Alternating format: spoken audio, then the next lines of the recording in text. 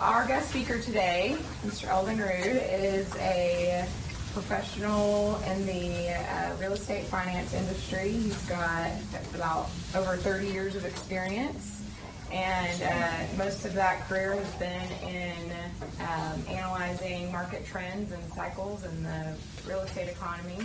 And he's the principal and founder of 360 Real Estate Analytics that compiles research and data to help real estate professionals make the best decisions that they can, and does some consulting in the real estate industry. So we're glad that he's here today, and take it away, Eldon. Thank you.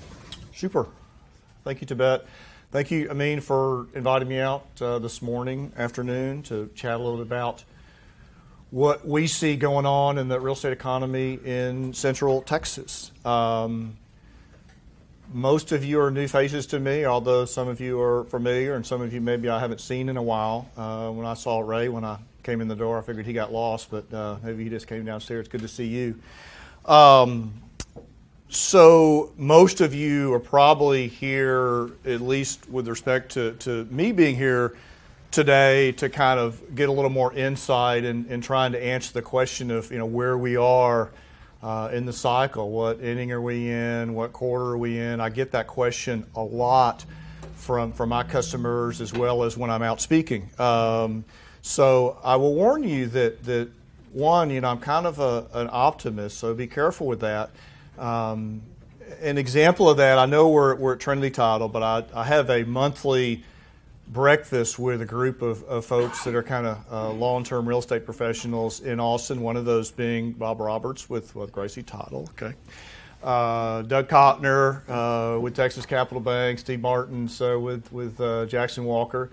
And every month we get together during football season. Bob always wants to bet on the upcoming UT football game. And his son is actually a walk-on on the team, so he's very excited about that these days. So last year, each game we would make a bet on the score of the game, and the person who's the furthest away from the actual score buys breakfast the next month. And it got a little bit comical as the year went on. The number of points got bigger and bigger and bigger as the team obviously got worse and worse during the year. So we got together a couple weeks ago, and Bob, of course, said, okay, we got the Notre Dame game coming up, so let's do the bets. And everybody kind of does it blindly at first. And, I thought, okay, his son plays for the team, and, he's got to be excited. And so we all submitted our bets, and I guess I'm either too optimistic, foolish, I didn't learn my lesson. I was the only one that picked UT to win the game of the group. So we'll see what happens. I'm doing my best to get rid of Notre Dame players as time goes along. Okay, if you've been reading, I got 6 off the team, so we'll just see how we do the next week or so. Tibet talked a bit about my history. Let me tell you a little bit more kind of to help put the context of what I'm going to talk about and what I know about and what I don't know about. So I've been tracking the Austin real estate thing for more than 30 years. I went to school here. Got out of school. I appraised commercial real estate for about 12 years, had my MAI designation, worked for a guy named Rudy Robinson, who some of you probably remember, then worked with some other partners for a number of years. About 20 years ago, I went to work for a company called Metro Study, and Metro Study is a national group that focuses on really land development, land entitlement, acquisition, horizontal development, and home building for sale housing. So my job for 17 years was to work with our builder, developer, lender clients in this region, helping them kind of assess risk of what's going on in the marketplace. They sold about 3.5 years ago to a national company. I elected not to go to work for that company. And after about 9 months of trying not to get sued by the acquiring company, I started my own research practice, 360 Real Estate Analytics, about 3 years ago, this month actually. And so what I have been doing the last 3 years is going back to my builder, developer, and bank clients and reestablishing relationships with them where I meet with them on a regular basis to kind of keep them updated on what I see going on in the marketplace and what I see coming. So my world is primarily focused on land that is acquired, entitled, developed for residential housing. And so that's what I know about mostly, so that's what I'll talk about mostly today. That said, there are a lot of things that influence that whole business. And it all starts with what's going on with the economy. So what I'll do is I'll kind of give you a brief update of what I see happening in the national and regional economy, Texas, and then I'll focus on Austin and talk about housing a little bit, and then obviously talk a little bit about the for sale housing market and go around the map a little bit and talk about some areas that I think might be interesting. And then I'll certainly open it up for questions. And if you guys, actually, as I speak, if you have any questions or comments or want to argue with me, whatever it might be, feel free to you won't be interrupting me, but ask a question. I'll be happy to address that.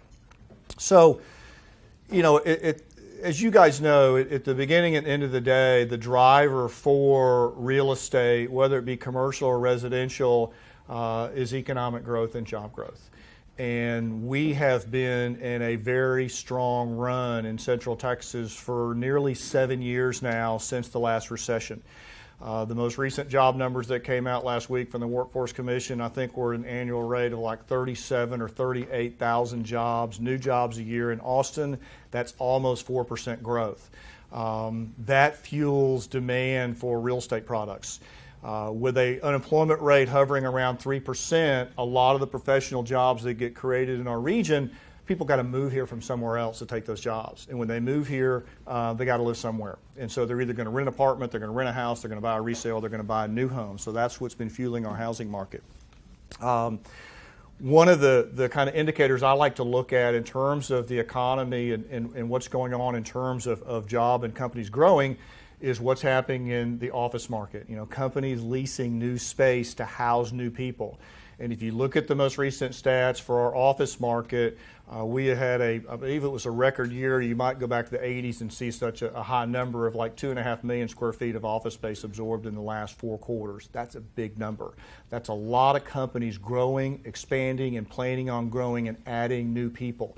The industrial market is very strong as well, strong net absorption. So those are really leading indicators of what's going on in terms of businesses growing. About a year and a half ago, our job numbers started to slip a little bit. I mean, we'd been doing about 40,000. The number went down to about 21.8. A lot of us were a little bit concerned that the numbers were slowing because that's what the indicators were showing. Within 6 months, the Workforce Commission revised those numbers back up to like 40,000.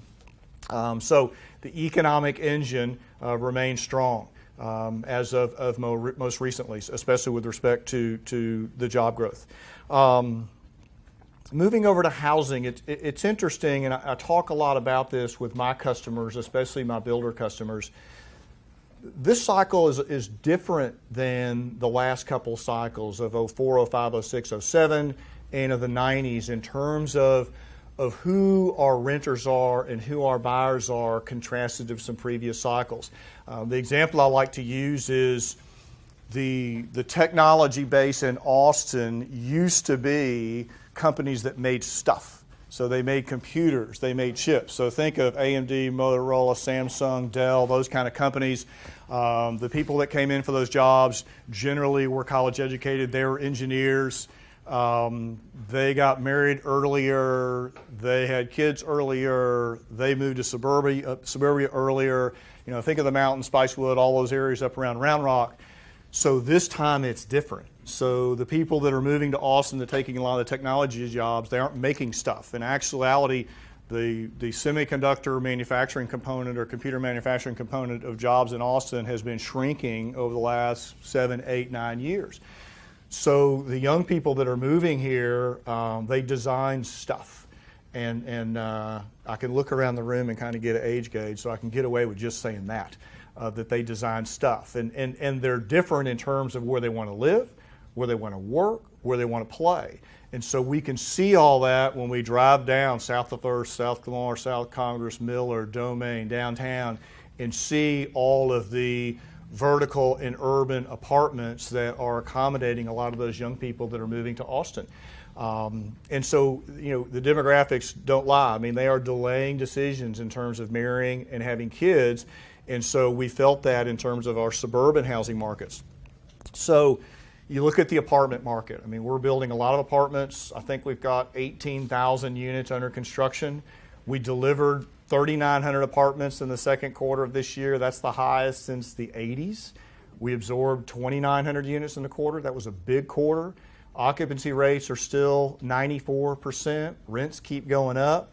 I think the latest number for average rents, all classes of apartments, this is the new stuff, old stuff, is like $1.35, 36, 37 a foot.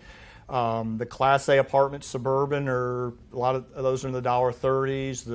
The urban stuff that you see on South Lamar, South Congress, those units that have structured parking with wrap by stick built are $220, $230, something like that. The vertical stuff downtown is now $3.25, pushing $330 a square foot. So a 1,000 square foot apartment downtown is $3,300. And oh, by the way, if you want another parking place, that's another $150 or $200 if you have a pet, etc. My wife and I have lived up off Shoal Creek for probably 20-something years, and I've been trying to get her to go down and look at some of the urban stuff just for grins, and partly it makes it easier for me to do market research if I have her along. So we went this last weekend, and we went down and we looked at North Shore, and we looked at Bowie, and we looked at Seahome, the condos there. And it was really interesting and eye-opening to kind of see the projects down there and see how expensive they were. And probably I'm kind of getting sidetracked here, but one of the most interesting things I think about some of the urban apartments downtown plays into this reality of younger people that are living there that need less space where they live, but need other space where they can work and play. And an example is in North Shore's project on the amenity floor, there are a number of boardrooms, conference rooms, common areas where if you ran a business, you could run your business out of those rooms and live there. So it's kind of an interesting change in dynamic that is keeping people downtown and allowing them to delay that decision to move to other areas. So it's kind of interesting. So moving over to kind of the for sale housing part of it, we all see the MLS numbers that come out every month, and the articles that come out are generally making a big deal about what happened the last month in terms of activity. I don't like to look at it that way. I like to look at longer term trends in terms of how does that month play into the texture of what's happened in the last year or the previous year. So you look at the numbers overall, and the sales were down, I think, 4% July of 2016 versus 2015, but overall volume is still at a very high rate in terms of overall transactions. And what I look at as kind of the key barometer of the market is the months of supply of inventory. And the reality is that we've had below 4 months of supply for 47 straight months. And equilibrium somewhere between 4 and 6. I get asked that question all the time. So what's equilibrium in terms of months of supply for homes or lots? And the reality is there is none, because you're either going one way or the other. You don't stay in equilibrium very long, but it has been a very tight market in resale for 4 years now. And when you have a month supply that low, prices are going to go up. And so that's what we've been seeing happening in our market the last, 4, 5, 6 years almost. When you break it down by price, and this is going to hold true as I talk about the new home market as well, the price points, say below $325, somewhere in there, have gotten tighter over the last year or two, meaning months supply going down. And then as you move up in price, the months supply have gone a little bit higher. Not out of balance, just a little bit higher, more supply relative to demand. But overall, the numbers are still very good. Looking at the new home market, so this is again kind of where I spend my time. In terms of just sheer production, so how many houses are we building? We peaked out in the last cycle about 18,000 single-family starts in the region. During the recession, we got down to about 6,000, and that was pretty consistent with most of the other Sun Belt markets across the country. We're now back to somewhere around 13,000 single-family starts in the region, so fairly healthy numbers. When you look at total job growth of 35 to 40,000 jobs, we probably should be building more houses than that to accommodate that many people moving here. But the reality is two things. One, people are delaying that decision to move, to buy. And two, it's impossible almost at this point for the developers or builders that develop lots to put on enough lots in the right price ranges to accommodate demand. So then when you kind of break down the new home market by price, it's kind of interesting. So coming out of the recession in 2010, 11, 12, the strength of the market was in the move up. So let's call that 300 to 700,000. And so that's where the builders were focusing. So a lot of that activity was in Cedar Park, Leander, Lakeway, Bee Cave, Dripping, those areas. And this is just the way real estate is. It's a herd mentality. So whatever's hot, that's where everybody's going to go. So the builders migrated to those price ranges. Even some of the production builders that you might think of as kind of first time, including DR, Horton, they brought in their Emerald line here, and Lennar brought in Village. And then the development community got very busy and active, bringing on lots, a lot of lots in Bee Cave, Lakeway, Dripping, up 29, Leander, those areas. And then a funny thing happened probably 18 months ago as the market kind of began to shift in terms of more focus on the first-time price ranges. And so over the last couple of years, or the last year or so, that's where the heat of the market has been. And so now all the builders are racing to get down in price to meet all the demand below 350 or so. And that leaves us in a situation where some of the submarkets, especially further northwest and out near Lakeway and Bee Cave and in Dripping, we've got a few too many lots relative to demand. So more communities, more builders, more competition. So it's a little bit more competitive in some of those areas. Whereas if you go out to Kyle, especially east of 35, Manor, Hutto, East Pflugerville, I mean, we're building more houses in those areas than we have probably in 8 or 9 years. The builders are extremely busy in those submarkets. So it's kind of an interesting change over the last year or so. I know that you guys focus some on the urban housing thing, and last quarter I did kind of analysis of some core zip codes, looking at 02, which is pure East Austin, 03, which is obviously kind of central, and then 04, which is obviously Travis Heights, Bolden, and those areas. And a lot of activity done in those areas. I mean, the builders have been very successful down there the last 3 or 4 years. What was most interesting to me as I looked at those markets, those 3 zip codes, was right about the time that we went from 20,000 jobs to 40,000 jobs a year in Austin. So right around 2012, the level of appreciation in those zip codes just took off. I mean, I think in 04, if I get this right, it's been since, I guess, about 6.5 years, or maybe the last 5 years, like 80% appreciation in home prices in that zip code. Now, part of that is people buying lots, tearing them down, building a house, and selling at a higher price. And then the average price, I think, of the specs over there is like $1 million in that zip code. So it's pretty amazing what we've seen over the last 5 or 6 years. But if you look at the pure numbers in terms of the number of homes that we have sold new in those 3 zip codes relative to what's available now, either finished or under construction that's new, you know, the months of supply is really in pretty good shape. I mean, it's going to be a little higher than in lower price ranges, but it looks pretty good.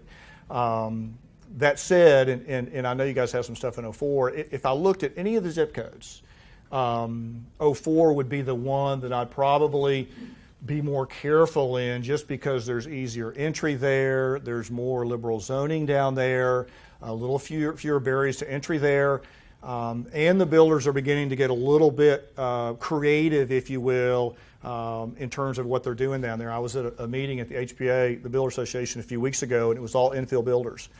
And it came up that in some of those zip codes, and that one in particular, that to make the numbers work now, in some cases you're having to do duplex instead of single family on that one lot to make the numbers work. So, you know, again, I think if we continue to have the type of economic activity we've had the last several years, I mean, we can't build enough houses to satisfy demand. So that begs the question that I kind of posed in the beginning. So where are we? You know, where are we in the cycle? I hear everything from we're still in the 5th inning, to it's the 7th inning, to it's the bottom of the 9th, to it's extra innings. So, you know, reality is none of us know. But a couple things that we do know. So one, we're deep into this cycle. So we're 7 years into a very strong economic cycle in Austin. Two, we know that our economy, while having state government and UT is a big deal, the growth that we've experienced this cycle, a lot of it's tied to technology. I mean, so technology companies growing, expanding, bringing people here that are high paid, and those jobs create other jobs. So they create secondary jobs of school teachers and nurses and doctors, et cetera, and restaurants or whatever. So I think a good example for us to kind of help answer the question of where we are is to look at Houston. So Houston was humming along at 120 to 150,000 jobs a year until July of 14, when the price of oil went from 90 to wherever it is now, 30 or 40 bucks. And companies there started laying off people, professionals. So Houston's job growth now, I think the numbers that came out last week for the last year were 13,000 jobs in the previous year, down from 120 or 30. More importantly, if you look at the composition of those jobs, professional business service jobs in Houston, and those are high-paying jobs, they're actually losing jobs. So those numbers have gone negative, and they're the jobs that create other jobs. That said, the housing market in Houston has remained fairly resilient over the last couple of years. Their luxury market, their move-up market have certainly gotten hit to a certain extent, but their entry level and kind of first move up, those numbers are still pretty strong. So we're 2 years plus into an economic downturn in Houston, and I'm not sure when it's going to recover. I'm not an oil and gas person. And yet the housing market is still doing okay. Now, not urban apartments and not some of those, but their for-sale housing market, especially the first time. So you contrast that with Austin. So we haven't had a blip yet in our job numbers. We're still at 35 to 40,000 jobs. All our markets are tight in terms of housing. So it's hard for me to look at our numbers compared to Houston and say, okay, we're in extra innings, or we're about done, or this is about over, when we haven't seen a dip in our job numbers. Now, when that happens, we're all going to know about it. We're all going to read about it, because at some point the tech economy is going to experience some kind of correction. It's probably not going to start here. It's probably going to start in Silicon Valley or Boston or some of those areas. But we'll know. And that will be the time, I think, where we begin to take pause and look closer at what's going on in terms of the job market, office leasing, industrial leasing, how many people are moving in, taking in new apartments. But at this point, I don't see any of those things. Will it happen? Absolutely. Ray, you've been here for a few of these. We've all been here for a few of these, most of us. This has been a great run, and it will continue to be until such time that we begin to see those economic indicators that begin to change. I'm optimistic. I'm still betting on UT. We'll see how that turns out. I don't know. It's got to turn sometime. Anyway, I'll open it up for questions now. If anybody has a question, I'd be happy to try to take a stab at it. Sure. Eldon, how do you see, last time we saw where lending practices changed the landscape, how does that factor into some of the work you do? Yeah, good question. So certainly from the standpoint that, I'll talk about two components. So certainly from the standpoint of a prospective home buyer going in to purchase a home from D.R. Horton or Cal Atlantic or whoever it might be, that criteria is different than it was in 04 and 05 and 06. So that person that could get that loan that didn't have a job, that didn't, whatever, they have to have some proof of income. You guys know more about this than I do. So has it gotten easier? Absolutely. Is there still zero down out there? Absolutely. But that criteria helps, if you will, in terms of stability of the marketplace. On the commercial side, in terms of borrowing money for either acquisition or development of horizontal, I'm not going to talk as much about the commercial market because I don't know as much about it. The equity requirement is there. Those guys, whoever's doing that are generally going to have 50% or 60% equity coming in. And the credit folks at the commercial banks are a little more diligent probably this cycle because of some of the Dodd-Frank, et cetera, realities they have to deal with in terms of their buckets being too full of commercial real estate. So, if you have a collapse in the market, it doesn't matter in terms of equity because there are going to be issues there. but there's more protection this cycle than there certainly was last cycle, especially for that core person who's buying a home. So that's good for us in the long term, I think. So, anybody else? Sure. Any analytic thoughts on, say, north of Austin, Round Rock, Georgetown area? So, the last few years I've done a lot of work up Ronald Reagan, 29, in those areas because there's so much going on up there in terms of acquisition, entitlement, and development. So what is great about that area, one, you can look historically at how many new homes we've been building as a share of Austin, moving up kind of that Round Rock over to 183 area, and it's a big percentage. And the reason is that, first, school districts. So Georgetown schools, Leander schools, Round Rock schools, now Liberty Hill schools, they're all good school districts. And so that will drive families to live in those areas. Two, roadway infrastructure. So Williamson County, unlike those of us in Travis County, believe in building roads and accommodating future traffic issues. And you've got that going on up there, and you don't have that as much. So, and you get west of 35 especially, and the land is prettier than east. There'll always be that component east because that's about affordability, if you will. But I don't see us, except maybe some price point issues because it's gotten so expensive for the land to build housing up there below 300 or so. There probably will be some reset up there in the next cycle just because some folks probably paid too much for their land. But we'll see growth up there for a long time. I think. So. Did I answer your question? You probably have a more specific one at a certain address. I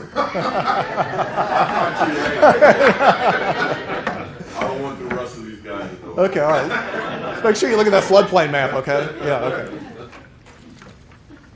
So in the development around the Austin area, have you noticed that the zoning ordinances in the municipalities are adapting to the new demographics in terms of housing density and the types of housing that are going up, or do you have to push that to make that change?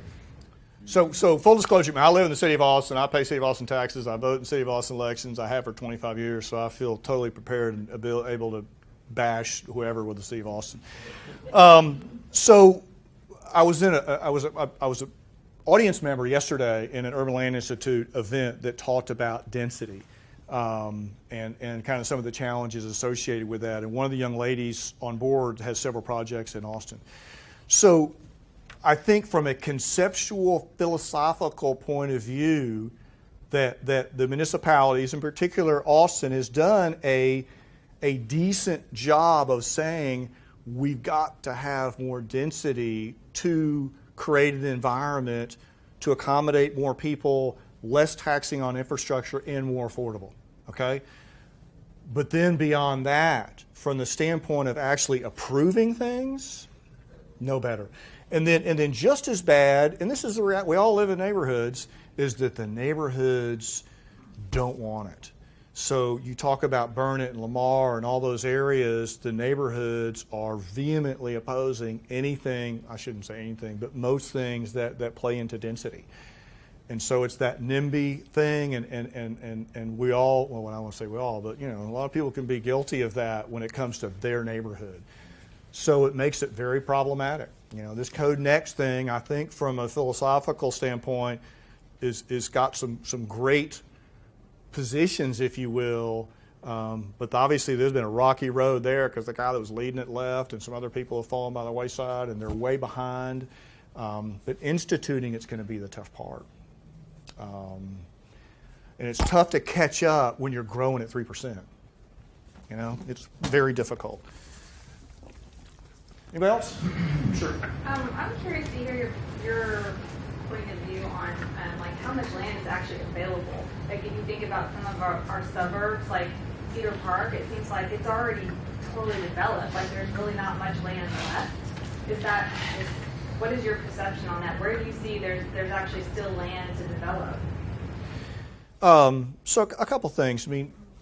One, you can get out your satellite images and kind of see from the standpoint of where is vacant land that's available for development that's not quarry or not environmental.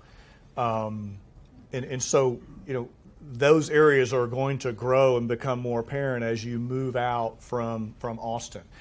Unlike some other supply-constrained cities, that, especially coastal areas, I mean, we have a lot of room over many number of years to grow and accommodate more development and people in the region. That said, some of the municipalities, as you talked about, have kind of looked at their map and tax base and said, we don't want any more of this. And so Cedar Park is saying, you know, we will accept luxury housing, but we don't want any more density. So part of it is governmental and political in terms of what can be developed. And then I think in Austin, you have some of the same issues, and the land just gotten so expensive to do various uses. I mean, that is one of the reasons that we're seeing Riverside Drive becoming a kind of new corridor of complete turnover of uses, and because it is relatively, I mean, it was $20 a foot there 3 years ago, then it was $30, now it's $70, I think, and when Oracle announced. But you'll begin to see reuse like that, like Domain and like the old IBM campus on Burnett Road. So it'll be reused, but very expensive. But that won't accommodate affordable housing for somebody that can only afford a $200,000 house. I mean, it's just, it can't because it's so expensive. All right, we'll take one more question and then we'll. Well, that's the funnest part. Golly. Sorry. Yeah. Trying to keep us on schedule. Okay, that's fine. Sure. Yeah. Speaking of constraints in the northern suburbs, you're not, their ability to grow is not limited by our horrible transportation problem. I-35 and 183 and all those commuters and logging up the highways all the time and not being able to get anywhere.